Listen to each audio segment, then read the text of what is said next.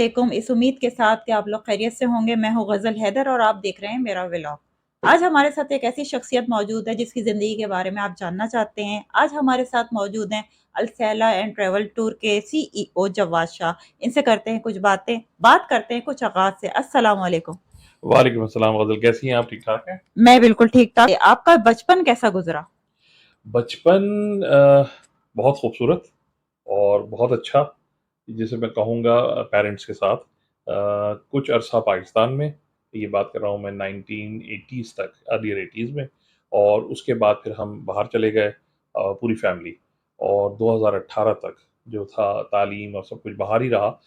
तो एक मिला-जुला सा बचपन है, जैसा एक पाकिस्तानी बच्चों का होता है उस ज़माने का। आज के बच्चों का नहीं, आज के बच्चों का जो बचपन है, वो इंतहाई मुख्तलिफ है।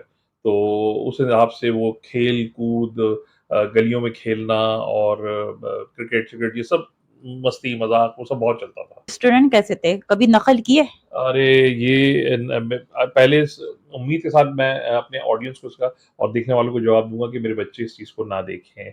क्योंकि मैं उन पे रोब डालने के लिए कहता हूँ कि मैं बहुत अच्छा स्टूडेंट था। एक एवरेज स्टूडेंट था, सच बात ये है, और इसमें कोई छुपी बात नहीं है। बहुत अच्छा नहीं था पढ़ाई में, अच्छा था, लेकिन ये नहीं कहूँगा लफ़्ज़ कि मैं बहुत अच्छा था। पढ़ लेता था, लेकिन चूँकि शौक तामीरी ज़्यादा था, तदरीसी कम था। तो इस अंदाज़ में जैसे एक स्टूडेंट होता है, आप उसे धक्का स्टार्ट भी कह सकते हैं, आप उसे पेरेंट्स का प्रेशर भी कह सकते हैं।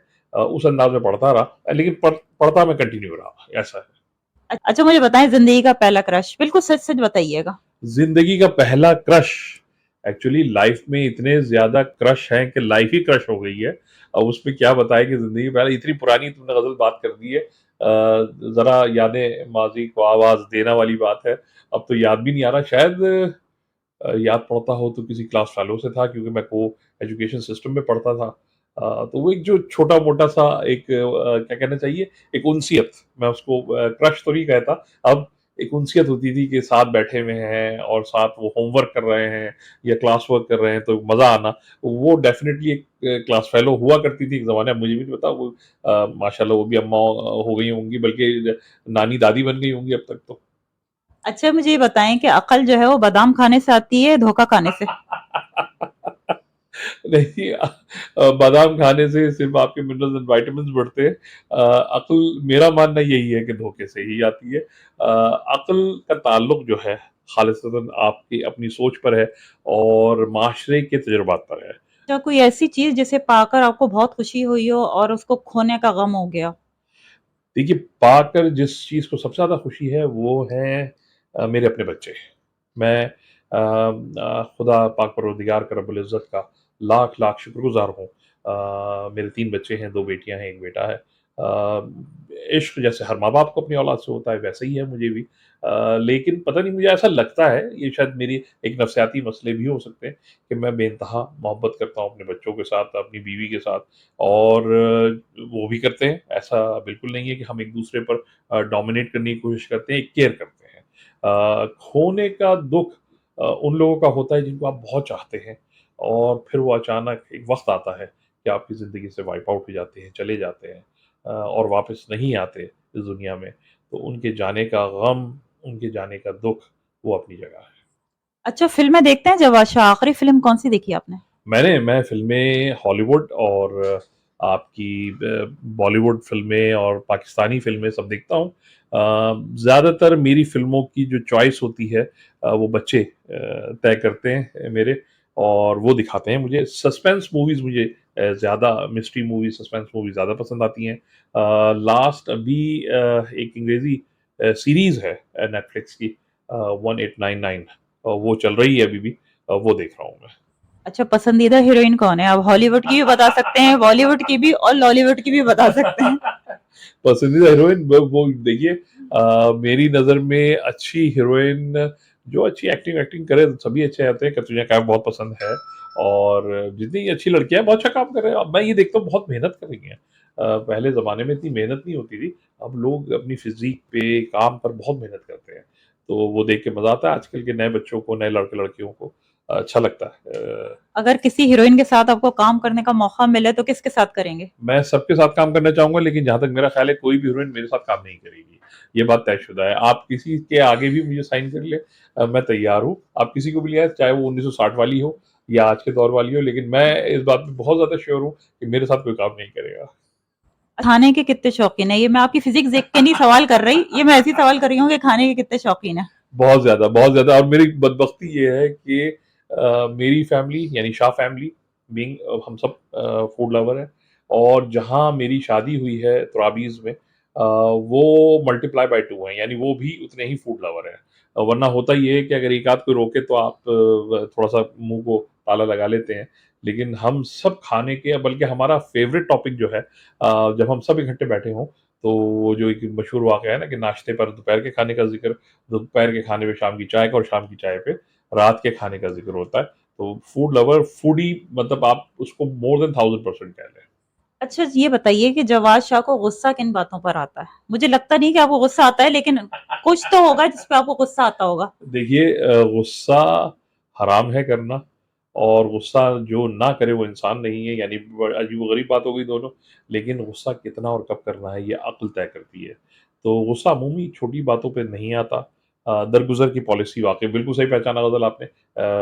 ऐसे ही रखता हूँ, लेकिन गुस्सा झूठ और बेजा ताख़ीर, अगर कोई काम दिया जाए और वो ना किया जाए बेजा ताख़ीर, तो उसपे झुँझलाहट और गुस्सा आता है, या झूठ बोलने पर आता है। मैं समझता हूँ जो इंसान, झूठ में तमाम बुराइयों की जड़ कहता हूँ, जो कुरान में भी इरशाद हुआ है।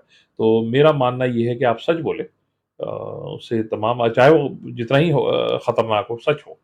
तो सच से आदमी बहुत सारे मसाइल से बच जाता है। तो गुस्से की बुनियादी वजह जो है, वो किसी का भी झूठ बोलना है। अच्छा कोई ऐसी बात जवाद शाह को जो बहुत बार-बार परेशान करती हो, बार-बार दिमाग में आती हो और वो बार-बार आपको परेशान करती हो? ये वो बात मेरे दिमाग में नहीं आती, आजकल मैं समझता हूँ पाकिस्तान के हर शख्स के दिमाग में आ रही है, औरत हो, मर्द हो, बच्चा हो। एक अनजाना खौफ है। माशरे में इस वक़्त एक अनजाना खौफ है कि कल क्या होगा? कल हम शायद इस लेवल को बरकरार रख पाएँगे? कल क्या हम ये सब कर पाएँगे? कल क्या हम ये कारोबार इस अंदाज़ में चला, हालाँकि हर चीज़ सही है।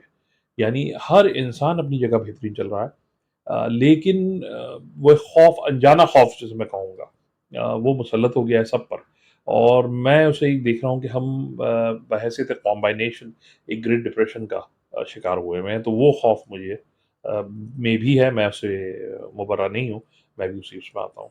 अच्छा अब कुछ बात करते हैं अदबी। आपको शेरो शायरी से कितना लगाव है? देखिए, शेर सुनिएगा नहीं, बिल्कुल भी मुझे याद नहीं होते हैं, इसके लिए माज़रत, लेकिन बहुत ज़्यादा लगाव है, और शोरा-ए-किराम से बहुत दोस्तियाँ भी हैं। मैं वो अपने शोरा दोस्तों का, और कुछ तो इस दुनिया से रुखसत हो गए, जिनमें साहिब अख्तर साहब हमारे उस्तादों में शुमार होते हैं, वो थे। इफ्तिखार अली साहब इस्लामाबाद में मौजूद हैं, अल्लाह उनको हयात रखे, तूल उम्र दे। बहुत ज़ौक़ बुलंद है, और इन्हीं लोगों की वजह से बुलंद है, लेकिन बदबख्ती ये है कि ज़ईफ़ हाफ़ज़ा है, याद कम रहते हैं शेर। अच्छा माशाल्लाह जवाद शाह एक कामयाब इंसान है, तो नौजवान नस्ल को आप क्या बताएँगे कामयाबी की कुंजी है क्या? देखिए जनाब, पहली बात तो ऐसी कोई कामयाबी नहीं है जिस पर फ़ख्र किया जाए, और ऐसा दूसरा देखने वाला समझ रहा है, मेरी नज़र में अभी सफ़र बहुत तवील है। ऐसी कोई कामयाबी नहीं है जिस पे फ़ख्र किया जाए या लोगों को नसीहत की जाए। हाँ, बस एक गाइडलाइन दी जा सकती है जैसे हमें दी गई है। मैं अपनी नौजवान नस्ल को कहूँगा कि सक्सेस का कोई शॉर्टकट नहीं है। सक्सेस एक एक रात में नहीं आती है। इसके लिए एक तवील सफ़र है, जो मैं अपने लेक्चर में बच्चों को कहता हूँ कि देखिए, मशहूर होने के लिए, कामयाब होने के लिए 2 रास्ते हैं। एक रास्ता है कि आप डाउनटाउन यानी सिटी सेंटर, मरकज़ में, सदर में चले जाएँ और कपड़े उतार के खड़े हो जाइए। विदिन सेकंड लगेगा कि आप तमाम जगह पूरे शहर में पॉपुलर होंगे, जो एक साहब हैं उन्होंने ये हरकत की है। दूसरा रास्ता तवील है, दूसरा रास्ता मेहनत तलब है, दूसरे रास्ते में इज़्ज़त है। लेकिन वो इज़्ज़त और वो मेहनत वक़्त माँगता है। तो कमिटेड रहिए, नौजवान नस्ल से कहूँगा इम्पेशेंस नहीं हो। बहुत जल्दी हमारा नौजवान जो है वो दौलतमंद होना चाह रहा है, बहुत जल्दी कामयाब होना चाह रहा है हर फ़ील्ड में, ऐसा होता नहीं है। थोड़ा-सा तहम्मुल मिज़ाजी लाइए, लोगों को बर्दाश्त कीजिए, सीखिए, तब जाकर ये सक्सेस मिलेगी। अच्छा, जिन लोगों ने आपको नुकसान पहुँचाया हो, तो आप उनके साथ क्या करते हैं? उनको माफ़ कर देते हैं या उनसे किनारा कशी इख्तियार कर लेते हैं? ज़िंदगी में बहुत सारे लोगों ने आपको नुकसान पहुँचाया होगा, बिल्कुल पहुँचाया होगा। मेरे ख्याल से सभी के साथ होता है सर, मेरे साथ तो अकेले नहीं हुआ हुआ। इस माशरे के अंदर बहुत सारे ऐसे लोग हैं जो नुकसानात देते हैं, मुझे भी दिया है और मुझे ऐसा लगता है कि बहुत शिद्दत के साथ और बहुत ख़तरनाक हद तक दिया है। लेकिन वक़्ती गुस्सा होता है जब बात चल रही हो उस वक़्त आ जाता है। हाँ, एक चीज़ पे फ़ख्र है कि कभी किसी के लिए बददुआ नहीं की, कभी किसी के लिए बुरा नहीं चाहा, आज भी नहीं चाहा और ये सिवाय मेरे और उस मालिक की ज़ात के जिसने हमें ख़ल्क़ किया है, ये बात कोई नहीं जानता। मैं ये लफ़्ज़ भी इस्तेमाल नहीं करता कि मैंने माफ़ किया, मैं कौन होता हूँ माफ़ करने वाला? मैं बहुत गुनहगार इंसान हूँ। मैं दरगुज़र कर देता हूँ। मैं कहता हूँ आगे बढ़ने का नाम ज़िंदगी है। इन चीज़ों में उलझ के इंसान पीछे रह जाता है। तो नुकसान पहुँचाने वाले पहुँचाते रहें। मैं हँसता, मुस्कुराता आगे चला जाता हूँ, आगे की तरफ हूँ मैं। अच्छा, अब ये पूछूँगी मैं कि जवाद शाह ने आखिरी झूठ कब बोला? सच-सच बताइएगा। झूठ बहुत मुश्किल से बोलता हूँ बल्कि अब तो एक अहद किया हुआ है काफ़ी अरसे से अपने साथ कि जहाँ सच बोल के कोई हंगामा रही हो जाए, कोई मसला हो जाए तो वहाँ खामोश रहें। मसलियत के तहत। मसले नहीं खामोश रहें, बेहतर ये है। ना झूठ बोलना मैंने अभी बताया ना झूठ बोलना तो फ़िसाद है और मैंने ऐसे फ़िसाद अपनी ज़बान से भी होते हुए देखे हैं, दूसरों की ज़बान से भी होते हुए देखे हैं। तो एक अरसे से इस बारे में अपने आप से वादा किया कि अगर बहुत सच बोलना पड़े और उससे कोई नुकसान हो रहा हो, तो बेहतर है कि फिर खामोश रहा जाए। तो ऐसा कुछ भी नहीं है। अच्छा, मुझे ये बताइए कि ज़िंदगी का कोई ऐसा लम्हा जिसको आप रिवाइंड करना चाहते हो, वापस आ जाओ आपकी ज़िंदगी में? शादी अरे की मूवी तो नहीं? हाँ, नहीं वो तो मैं हर वक़्त चाहता हूँ। नहीं देखो ऐसा है कि इसमें यार लाइफ़ जो है ना, वो फुल ऑफ रिग्रेट्स होती है और फुल ऑफ स्वीटनेस के साथ होती है। ये मिक्सचर है। ज़िंदगी कब्र तक जो है ना वो इन सब का मिक्सचर चलती है। इसको रिवाइंड अगर मैं कर दूँ, तो मैं समझता हूँ मैं दोबारा वही गलतियाँ करूँगा। ऐसा तो नहीं बन सकता मैं कि मैं उस गलतियों से मुबर्रा बन जाऊँ। तो एक प्योर सोल हो जाऊँ, ऐसा नहीं है। शायद मैं वो गलतियाँ नहीं करूँगा इस बार, दूसरी कर दूँगा। तो ऐसा कुछ नहीं है कि किसी चीज़ को रिवाइंड जो गुज़रा, जैसा गुज़रा, बहुत अच्छा है और बहुत मज़ेदार है, खुदा का शुक्र है उस पर। अच्छा, आपकी कोई ऐसी आदत होगी जिससे आप खुद इरिटेट हो? घरवाले तो होते हैं, आप भी बहुत ज़्यादा होते हो। हाँ है, मुझे ये जो मट्टी है डस्ट ये नहीं पसंद है और मेरे घर में भी बहुत ज़्यादा इस पर ध्यान दिया जाता है। मेरी गाड़ी अगर खराब हो, गंदी हो और डस्टी हो, तो मैं तमाम अर्जेंट काम छोड़ के मेरा पहला काम ये है कोई ड्राइवर हो, ना हो, कोई गाड़ी ले जाने वाला ना हो, मैं खुद उसको ले जाके धुलवा के फिर लाके खड़ा करूँगा। इससे मैं कभी-कभार खुद इरिटेट होता हूँ क्योंकि कोई ज़रूरी काम के लिए जा रहा हूँ मैं, अब मुझे वहाँ पहुँचना है, लेकिन मैं गाड़ी में बैठा और मुझे लगा यार ये गाड़ी जो है, ये बच्चों ने चलाई है, बेगम ने चलाई है, ड्राइवर ने चलाई है और ये गंदी हो गई है, डस्टी हो रही है। तो मेरी अव्वलीन कोशिश होगी कि पहले मैं इसको साफ करवा लूँ और यही घर का हाल है, यही कपड़ों का हाल है, यही तकरीबन दफ्तर में भी लोग इरिटेट होते हैं कि मैं 6 दफ़ा उनसे कहता हूँ ये साफ कर दो यार, ये हटा दो और कभी यार खुद भी हँसता हूँ अपने आप पे कि यार इंसान है मट्टी में ही मिल जाना है आखिर में इसी मिट्टी में जाना है, तो इस चीज़ से इरिटेट होता हूँ मैं। अच्छा, तो हम परस कितने हैं? नहीं, बिल्कुल भी नहीं हूँ।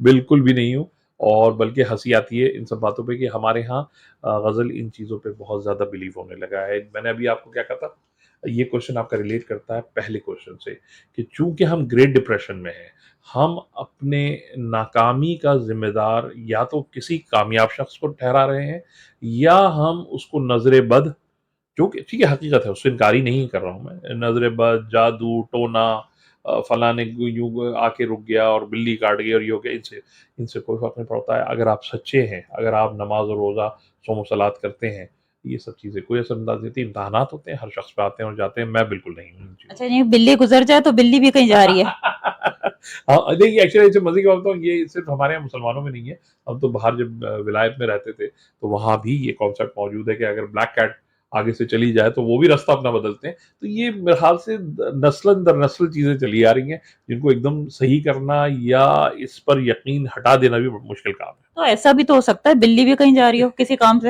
ऐसा या भी हो सकता है। ऐसे ही है कि आपकी तरह वो भी किसी को कमिट करके आई हो, बिल्कुल ऐसे ही होता है। लेकिन हमारे यहाँ मैंने आपको बताया ना कि लोग आप ज़रा-सा किसी के पास जाइए, आप अभी व्लॉग करेंगे, आप देखिएगा आपको ऐसे बहुत सारे घराने मिलेंगे, जिनसे आप बात करेंगी वो अपनी नाकामी का ज़िम्मेदार किसी जादू, किसी टोना को ठहराएँगे। ऐसा अच्छा, होता होगा। आपसे बात करके बहुत अच्छा लगा। एक लास्ट मैसेज अच्छा सा दे दें लोगों को, जो आपके दिल की बात हो। अच्छा सा मैसेज ये है, जितना है उतने पर खुश रहें और मेहनत करें। हसद, हिर्स कि उसके पास क्या है तो मेरे पास क्यों नहीं है? देखिए, वक़्त से पहले किस्मत से ज़्यादा किसी को नहीं मिला है।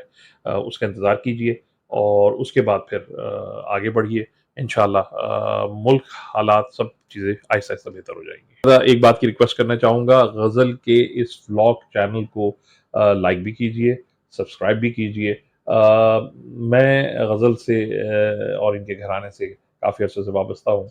अच्छी मेहनती लड़की है, मीडिया से ही ताल्लुक़ है, ऐसा नहीं है कि शौकिया ये व्लॉग बना रही हैं, इसी इंडस्ट्री से थीं। आप सबके ताउन की ज़रूरत है और अच्छा मयारी कंटेंट देखेंगे आप। जी जनाब, कैसी लगी आपको हमारी गपशप? अगली दफ़ा किसी और मेहमान के साथ हाज़िर होंगे। मेरे चैनल को लाइक और सब्सक्राइब ज़रूर कर दीजिएगा। अल्लाह हाफ़िज़।